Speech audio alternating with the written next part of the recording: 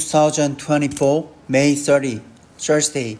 China's big bet on chips. South Korea must accelerate investment and pass bills to stay ahead in global chip race.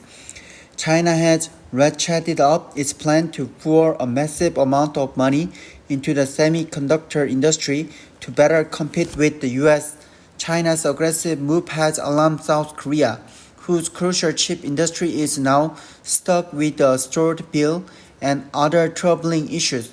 China has set up its third state-backed investment fund, valued at 344 billion yuan, $47.5 billion, marking the largest ever fund aimed at strengthening the global competitiveness of Chinese chip makers. The third fund, expected to be used for R&D and chip manufacturing equipment, came after China implemented the first phase of the fund worth 138.7 billion yuan in 2014, and then the second phase with 204 billion yuan in 2019. The combined total of the three phases is now nearly double the amount of the investment that the US government has earmarked for its own chip industry.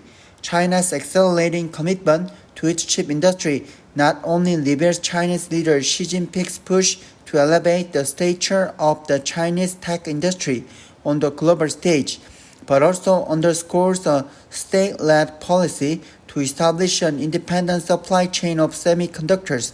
China's policy to achieve self-sufficiency in the chip industry is deemed a response to the export control measures taken by the US, citing concerns that Beijing might use advanced chips to step up its military capabilities. The US has tightened sanctions exports on chip exports to China, while putting pressure on its allies, including Korea, Japan, and Germany, regarding China's access to semiconductor technology.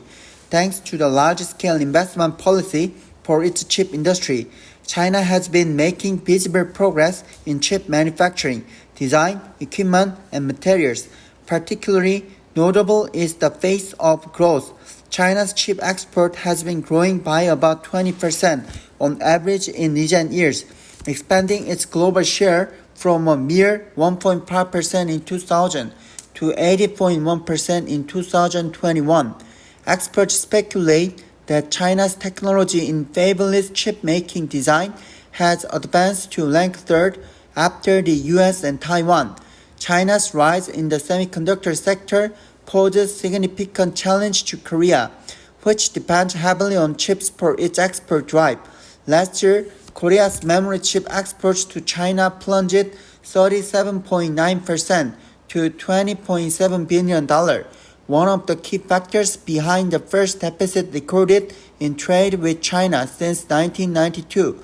There are concerns about the much-dreaded possibility that China might overtake Korea in the global DRAM market, which could undercut the competitiveness of the Korean chip industry at a time when governments in other countries are speeding up investment in their local semiconductor sectors. It is regrettable that Korea's response to the dizzying pace of the global chip race has been largely disappointing. The Yoon Suk-yeol administration recently unveiled a plan to nurture a better ecosystem for the semiconductor industry, but it is far from sufficient. The lawmakers are urged to work on the long-stalled K-CHIPS bill that aims to extend the sunset of tax credits for chip makers from this year to 2030, and a special act designed to address electricity supply for the new chip cluster in Gyeonggi province.